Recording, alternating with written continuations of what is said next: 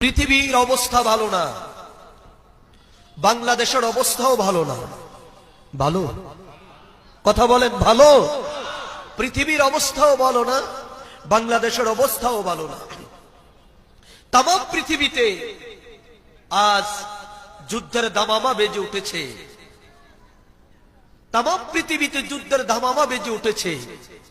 এই যুদ্ধ মানব জাতিকে এত বেশি ধ্বংস করবে, পৃথিবীর বুকে ইতিপূর্বে যত যুদ্ধ হয়েছে মানব জাতি কখনো এত ক্ষতিগ্রস্ত হয় নাই।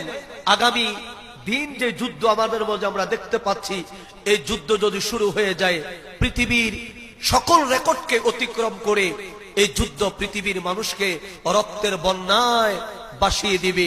তাম পৃথিবীর মাটি মানুষের রক্তে রঙিন হয়ে যাবে।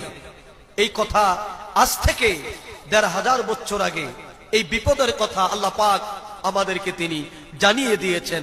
আমার কেবলাজান হুজুর আমাদেরকে তিনি একবার নয় বারংবার তিনি জানিয়ে দিয়েছেন। কেবলাজান বলতো, বাবা তাম পৃথিবীতে লোহার মই টানা হবে, এই লোহার মই থেকে কেউই রক্ষা পাবে না মুমিন ব্যতীত।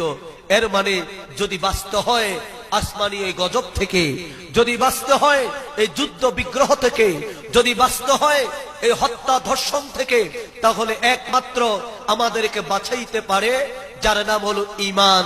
ওই ঈমানি জজবা যার আছে, আর ঈমান মানে হলো আপনার নবী, আমার নবী, নবীদের নবী, কুল কায়নাতের নবী মুহাম্মাদুর রাসূলুল্লাহ পরম সাল্লাল্লাহু আলাইহি ওয়াসাল্লাম। কথা বলুন ঠিক কিনা? আরো জোরে বলেন।